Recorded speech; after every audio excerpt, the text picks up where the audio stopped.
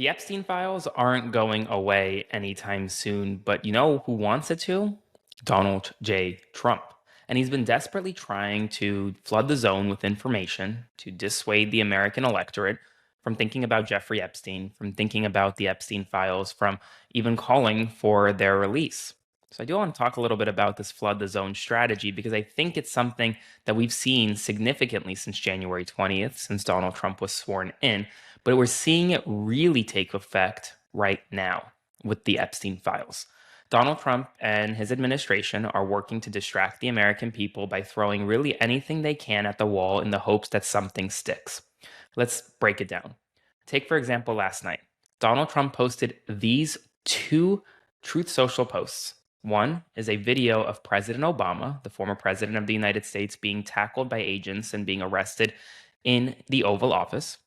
The second is an image of President Obama in a gray or tan jumpsuit alongside his national security and intelligence team who are wearing orange jumpsuits. This comes just days after Tulsi Gabbard, Donald Trump's director of national intelligence, put out a tweet saying that she is referring President Obama to the Department of Justice for criminal prosecution alongside other Obama era officials. She then went on Fox News and reiterated that Kash Patel, the director of the FBI, and Tulsi Gabbard, and Pam Bondi, the Attorney General of the United States, should prosecute President Obama. Now, here's the thing. President Obama isn't being prosecuted. If you take just the Supreme Court ruling that immunized Donald Trump following the January 6th insurrection, President Obama was acting as president of the United States. He was president during the 2016 election, and he will not be prosecuted. But Donald Trump will still push this theory. Why? Because he doesn't want his base to talk about Epstein. He'd rather his base talk about President Obama. And it's kind of working. But with Epstein, we've seen a very big shift that we hadn't seen in prior months with other issues. Epstein files have unified the American public. Republicans, Democrats, and independents all agree that the Epstein files should be released in full, that there needs to be more transparency coming out of this administration, that Pam Bondi and the Department of Justice have not done a good enough job yet when providing accountability and transparency for the Jeffrey Epstein files. So Donald Trump wants the American public distracted, and he's using this strategy called flood the zone. Flood the zone is a strategy that Steve Bannon, Donald Trump's former senior advisor, and someone Trump talks to regularly still. In fact, Bannon was at the White House days before Trump decided to bomb Iran. He coined this term, and he said that Republicans should just flood the zone with information in an effort to distract the American public with so much information out there that they essentially become numb. They become tired. They don't want to hear the news anymore. And oftentimes in the past several weeks, but specifically since January 20th, it has felt like that. It has felt as though there's so much news that you can intake, and there's not enough time to intake it all. And a lot of people are becoming numb to it. A lot of people are becoming scared about it. And some people are even tuning it out completely. Folks, that's what they want. They want that. They don't want you to know what's actually happening in Washington, D.C. They don't want you to know what the federal government is doing on a day-to-day basis, because let's just talk about it. In the past month, here are 3 stories that the Trump administration does not want you talking about. The first is the No King's Day protest. That was just 1 month ago. More than 5 million Americans took to the streets and protested the Trump administration's actions when it comes to civil liberties, immigration, and more. The second, Donald Trump and the Republican Party don't want you to talk about the Republican budget bill that was passed and signed into law on July 4th, on 4th of July. Why? Well, because when you look at polling, Americans disfavor what's actually in the bill.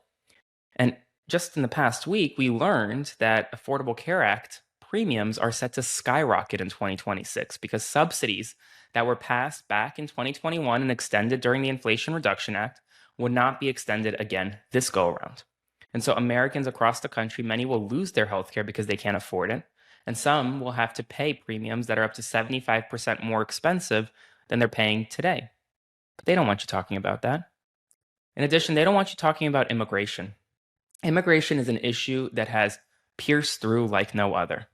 Images of people being rounded up on the streets by masked ICE agents, individuals being put in migrant detention centers like the one in the Everglades, with horrific human rights abuses abound. Just today, we learned about a Human Rights Watch report that showed that 3 detention facilities in Miami, or in South Florida, the Crone Detention Facility, the Miami-Dade County Jail, and the Broward Detention Facility, had people literally kneeling on the ground and eating food as though they were dogs. They were spending 24 hours, sometimes longer, on a bus, men and women together, forced to share one restroom. Individuals denied access to basic medical needs, right? And a lot of these people, in fact, the majority of these people, have never been convicted of a crime, have never been charged with a criminal offense. Some of them have even, like an 82-year-old man from Pennsylvania who was here since 1987, had political asylum from Chile. His name is Luis Leon. He came in 1987 because of the torture he experienced in Chile. Well, his only crime, or his biggest problem, he lost his green card. And so when he went to the Allentown ICE facility, or the Philadelphia ICE facility, according to the Morning Call, he was picked up and he was sent to Guatemala, a country that he has no connection to.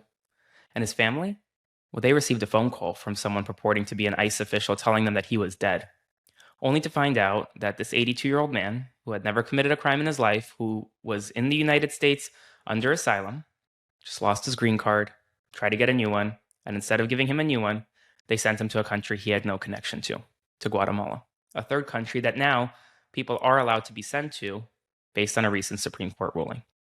So the Trump administration doesn't want you talking about that. They don't want you talking about how at the end of September, the fiscal year is running out, how Republicans and Democrats are going to have to come together and pass a major budget bill to keep the government open, to keep the lights on in Washington, D.C. That's the next major fight right now. But we're not talking about that. Donald Trump wants you talking about Barack Obama. He wants you talking about an auto pen conspiracy theory that doesn't negate any pardons issued by President Biden. He wants you talking about Adam Schiff and Adam Schiff's alleged mortgage fraud. That's what he wants you talking about. He doesn't want you talking about Jeffrey Epstein. He doesn't want you talking about the budget bill that'll impact millions of Americans. He doesn't want you talking about immigration raids that are ripping families apart, ripping children from their parents, and the horrific conditions individuals are living through in these ICE facilities across the country. No, he doesn't want you talking about any of that. And why and how? Well, he's going to flood the zone. So if you're watching this video, first, make sure to subscribe because I will continue talking about it by clicking the button below. But second, know this. You have to pierce through the noise. You can't let him flood the zone. If you let him flood the zone, you'll become numb and you'll stop watching the news. But the news right now is far too important. So stay with me and let's continue providing accurate, timely news each and every single day.